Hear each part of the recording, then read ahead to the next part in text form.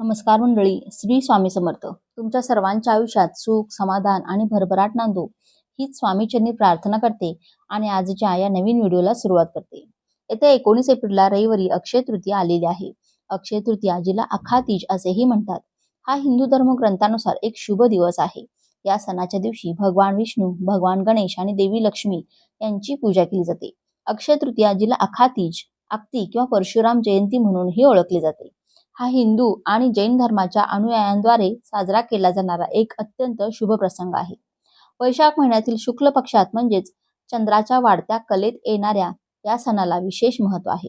संस्कृतमधील अक्षय या शब्दाचा अर्थ अनंत किंवा शाश्वत असा होतो, जो या दिवसाशी संबंधित असलेल्या अमर्याद भाग्य आणि समृद्धीचे प्रतीक आहे. व्यवसाय सुरू करणे, नवीन नोकरी स्वीकारणे किंवा नवीन निवासस्थानी स्थलांतर करणे यासारखे नवीन उपक्रम सुरू करण्यासाठी हा एक शुभ काळ मानला जातो. या व्यतिरिक्त जीवनात प्रगती करत असताना आपल्या दिवंगत पूर्वजांचा आदर करण्याची आणि त्यांचे स्मरण करण्याची आठवण करून देतो हा सण. काहीतरी नवीन सुरू करण्याच्या बाबतीत हा दिवस सर्वोत्तम दिवसांपैकी एक मानला जातो. या निमित्ताने लोक सोने, चांदी यासारखे मौल्यवान धातू खरेदी करतात, कारण त्यामुळे कुटुंबात समृद्धी आणि सदैव येतो असा विश्वास आहे. या प्रसंगी लोक आपल्याला दिवंगत प्रियजनांना आदरांजलीही वाहतात. येत्या 19 एप्रिलला रविवारी अक्षय तृतीया आहे आणि या दिवशी तुम्ही पूजा नाही केली तरी चालेल, पण ही एक जी चूक आहे ती अजिबात आपल्याला करायची नाही. 99% लोकांना माहिती नसेल की ही चूक कोणती आहे, तसेच या दिवशी काय करावे आणि काय करू नये. तर याविषयीची संपूर्ण माहिती आपण पाहणार आहोत. त्यामुळे तुम्ही हा व्हिडिओ शेवटपर्यंत नक्की पहा आणि चॅनेलवरती नवीन असाल तर सबस्क्राईब करा आणि व्हिडिओला एक लाईक करून कमेंटमध्ये आपल्या पितरांचे स्मरण करून ओम पितृदेवताय नमः असे नक्की लिहा. तसेच बाजूच्या बेल आयकॉनलाही प्रेस करा, म्हणजे जेव्हा कधी मी व्हिडिओ अपलोड करेन तेव्हा त्याचे नोटिफिकेशन सर्वात आधी तुमच्यापर्यंत पोहोचेल आणि तुम्ही एक पण व्हिडिओ मिस करणार नाही.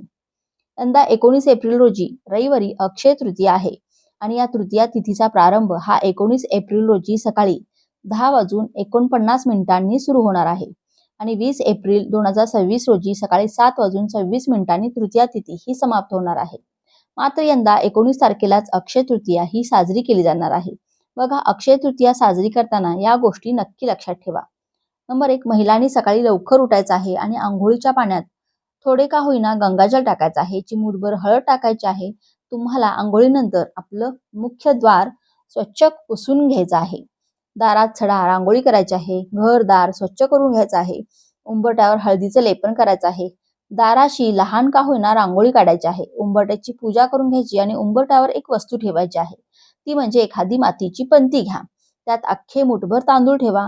त्यावर 2 लवंगा, 2 कापुराच्या वड्या ठेवा आणि उंबरट्यावर कोपऱ्यात दिवसभर ठेवून द्यायच्या आहेत आणि तिथेच तशाच त्या राहून द्या. संध्याकाळी दिवे लागणीला ते तांदूळ आणि जो कापूर ठेवलेला आहे लवंगासोबत त्या वस्तू तुम्हाला जाळून टाकायच्या आहेत.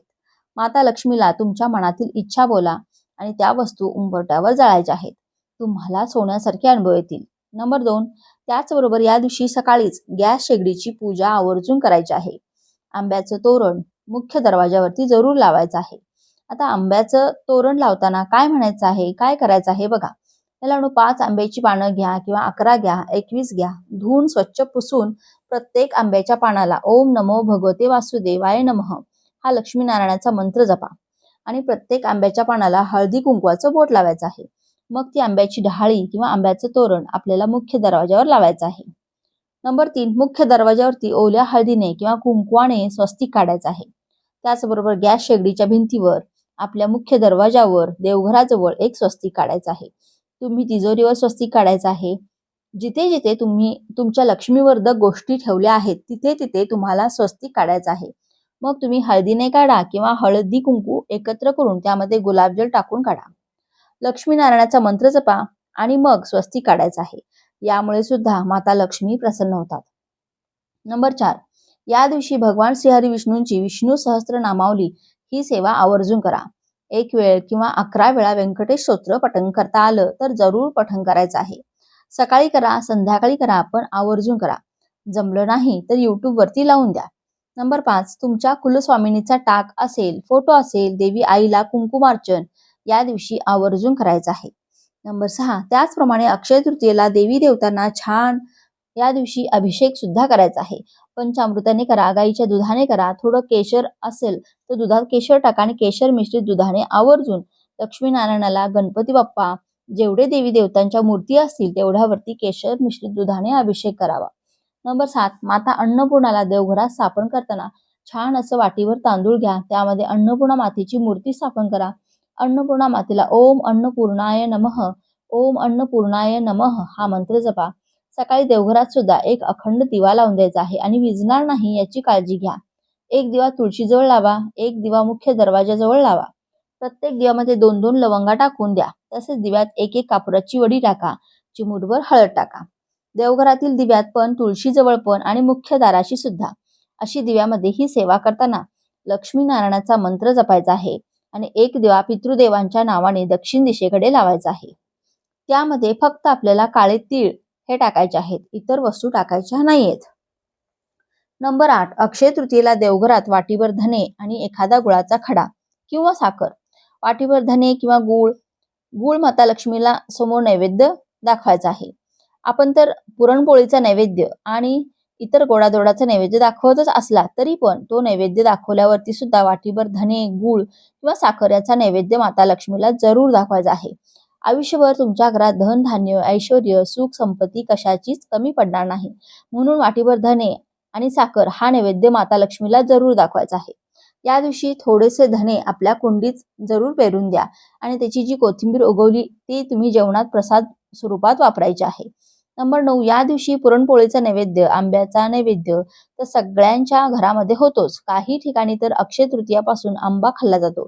आधी देवांना नैवेद्य दाखवला जातो, पितरांना नैवेद्य दाखवला जातो, गाईला नैवेद्य दाखवला जातो आणि मग आंबा खायलाही सुरुवात केली जाते. नंबर 10, बघा आपल्याला आपल्या कर्माची फळं आपल्या कर्मानुसार मिळत असतात आणि म्हणून अक्षय तृतीयेच्या दिवशी दान करायला विसरू नका. या दिवशी दान केल्यामुळे तुमच्या जीवनामध्ये सकारात्मक गोष्टी घडतात आणि आपली जी चांगली कृती आहे त्यामध्ये वाढ देखील होत असते. नंबर 11, अक्षय तृतीयेच्या दिवशी पाण्याने भरलेले भांडे दान करणे अतिशय शुभ मानले जाते. या दिवशी तुम्ही कलश किंवा भांडे दान करू शकता. फक्त हे भांडे रिकामे दान करू नका, हे नेहमी लक्षात ठेवा. त्यामध्ये पाणी किंवा साखर, धान्य भरून तुम्ही हे भांडे दान करू शकता. अक्षय तृतीयेच्या दिवशी पांढऱ्या वस्तूंचे दान करणे अतिशय शुभ मानले जाते. यामध्ये तुम्ही दूध, दही, साखर, खीर, शंख, पांढरे कपडे इत्यादी वस्तूंचे दान करू शकता. यामुळे व्यक्तीला शुभ फळे प्राप्त होतात आणि कुंडलीतील चंद्राची स्थिती देखील मजबूत होते. तसेच या काही वस्तू दान केल्याने व्यक्तीला शाश्वत पुण्य देखील प्राप्त होते. नंबर 12, त्याचप्रमाणे अक्षय तृतीयेच्या दिवशी पूर्वजांचा आशीर्वाद मिळवण्यासाठी तुम्ही पूर्वजांच्या नावाने गरिबांना आणि गरजूंना तुमच्या क्षमतेनुसार अन्नदान, पैसे आणि कपडे इत्यादी देखील दान करू शकता. असे केल्याने पितृदोषापासून मुक्ती मिळते. या दिवशी ब्राह्मणांसाठी जेवणाची व्यवस्था करावी. अक्षय तृतीयेला सोने खरेदी करणे सुद्धा खूप चांगले मानले जाते. तसेच मंदिरात फळे आणि प्रामुख्याने गोड अन्नाचे दान करावे. शक्य असल्यास हॉस्पिटलमध्ये जाऊन गरजू रुग्णांना फळे, पाणी आणि मिठाई वाटप करावी. नंबर 13, त्याचप्रमाणे बघा मंदिरात पूजेचे साहित्य उदाहरणार्थ घंटा, पूजेची थाळी अर्पण करू शकता. तसेच वृद्ध व्यक्तींना धार्मिक पुस्तके भेट दिल्यास बृहस्पती प्रसन्न होतात. त्याचप्रमाणे या दिवशी आपल्या आई वडिलांचा आणि गुरूंचा आशीर्वाद घ्यावा. मोठ्यांचा आशीर्वाद घेणे या दिवशी विशेष फलदायी ठरतं. थोडक्यात सांगायचं तर मोठ्यांचा आशीर्वाद घेतल्यास आपल्याला अनंत पुण्याची प्राप्ती होते. नंबर 14, याशिवाय या दिवशी धनसंपत्तीसाठी देखील मिठाची पूजा केली जाते. अक्षय तृतीयेला वाटीमध्ये मीठ घेऊन त्याची पूजा अवश्य करावी. मग तुम्ही काचेची वाटी, चिनी मातीची वाटी घ्या आणि त्यामध्ये मीठ भरावं. मग ते मीठ जाड किंवा बारीक असलं तरी सुद्धा चालेल, सैंधव असलं तरी चालेल. मीठ त्यामध्ये भरायचं आणि मग त्याची पूजा करायची. वाटीच्या समोर तुम्ही फूल आणि त्या फुलावरती हळद, कुंकू वाहू शकता. अक्षय तृतीयेला तुम्ही मिठाची पूजा अवश्य करावी. दुसऱ्या दिवशी सकाळी उचलून हे मीठ तुम्ही एकतर स्वयंपाकघरामध्ये वापरू शकता किंवा एखाद्या काचेच्या भरणीमध्ये भरून ठेवून तेच मीठ तुम्ही थोडं थोडं वरून फरशी पुसण्यासाठी वापरलं तरीही चालेल. यामुळे आपल्या घरातील नकारात्मकता ही नष्ट होते. नंबर 15, अक्षय तृतीयेच्या दिवशी भगवान विष्णूंची ज्या वेळेस तुम्ही पूजा कराल त्यावेळेस भगवान विष्णूंना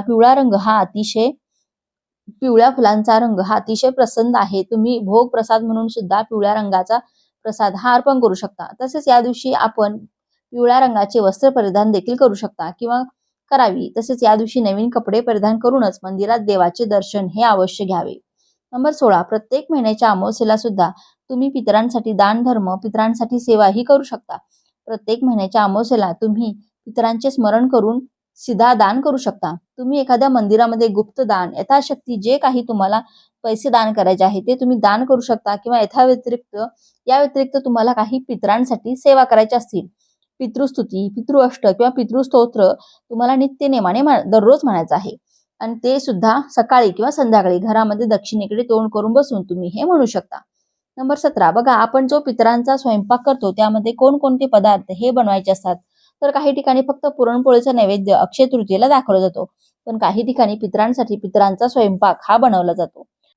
पितरांच्या स्वयंपाकामध्ये आवर्जून तांदळाची खीर ही सगळ्यांकडेच बनवली जाते. त्यानंतर उडदाचे वडे बनवले जातात, आळूची वडी, आळूची भजी, कढी बनवली जाते. त्याचप्रमाणे बटाट्याची भाजी, भेंडीची भाजी, डांगराची भाजी, त्यानंतर गवारीची भाजी देखील बनवली जाते. चटण्या बनवल्या जातात. चटण्यामध्ये स्पेशली तिळाची चटणी आणि जवसाची चटणी ही बनवली जाते.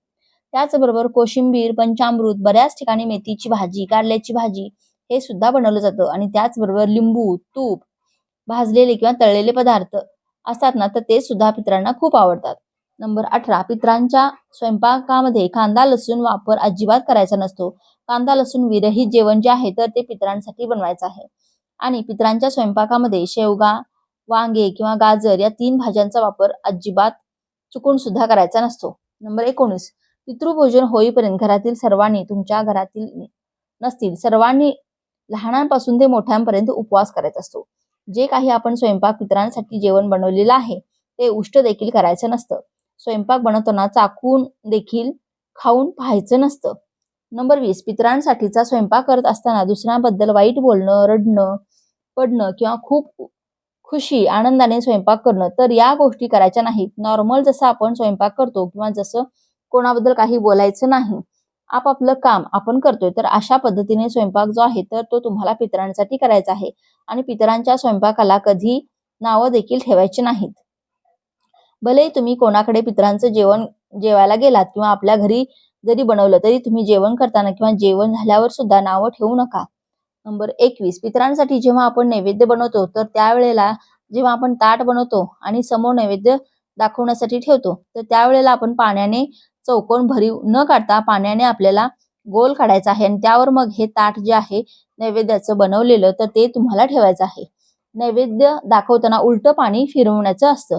जसं आपण देवासाठी सगळ्या गोष्टी करतो त्याचप्रमाणे एकदम उलट्या सगळ्या गोष्टी पितरांसाठी करायच्या असतात.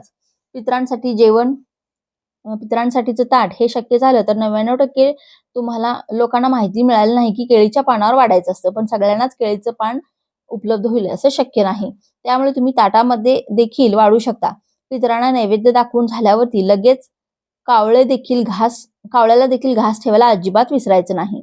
नंबर 22, केळीच्या पानावर जेव्हा आपण जेवण वाढतो तर त्यावेळेला केळीच्या पानाच्या मध्यभागी सुरुवातीला आपल्याला शुद्ध गाईचं तूप चमचाभर टाकून त्यावरती भात आणि मग त्यावरती वरण काढायचं आहे. आणि बघा, आपण भात आधी वाढतो आणि त्यावर आपण तूप वाढत असतो, पण पितरांच्या ताटात खाली तूप, त्यावरती भात आणि त्यावरती वरण असं वाढायचं असतं.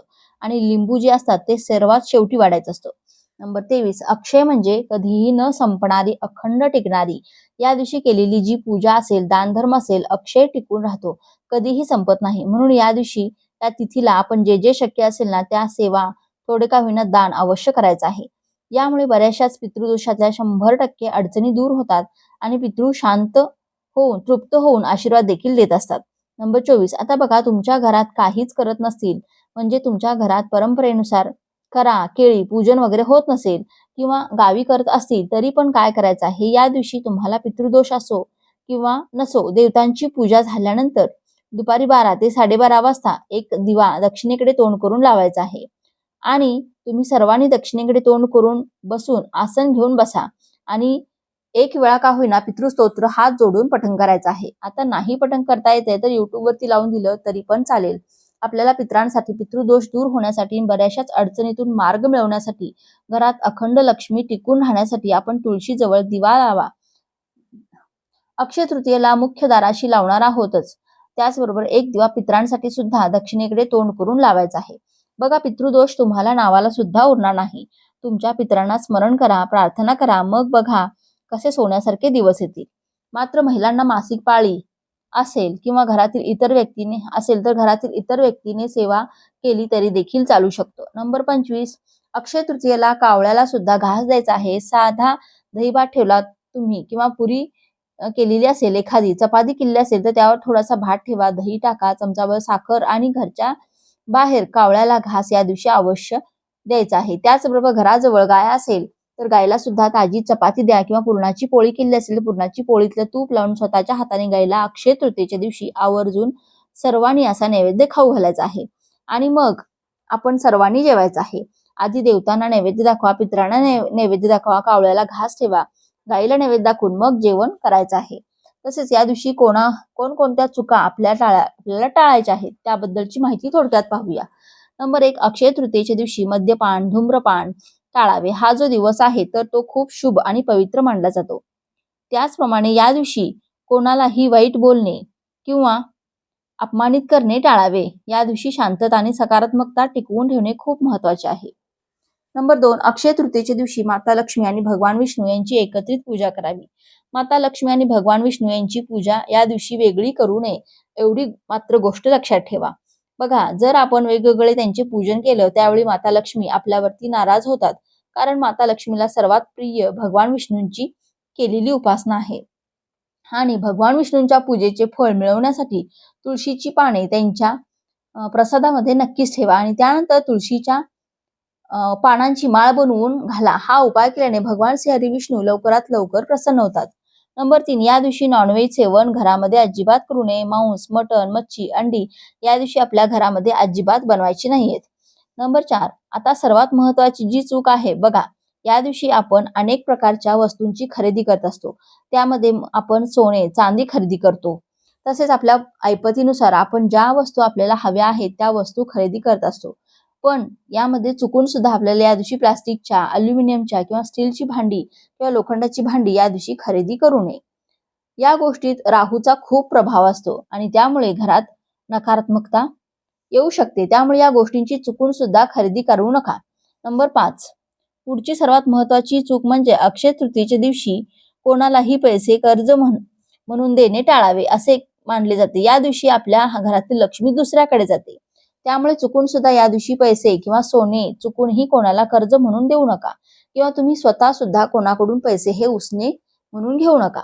नंबर 6, अक्षय तृतीयेच्या दिवशी पूजास्थान, तिजोरी किंवा पैशांची जागा अस्वच्छ ठेवू नये. घराची साफसफाई करावी. अस्वच्छ घर नकारात्मकतेने भरलेलं असतं. अशा घरामध्ये लक्ष्मी वास करत नाही. त्यामुळे या चुका सुद्धा आपल्याला अजिबात करायच्या नाहीत, त्या पूर्णपणे टाळायच्या आहेत.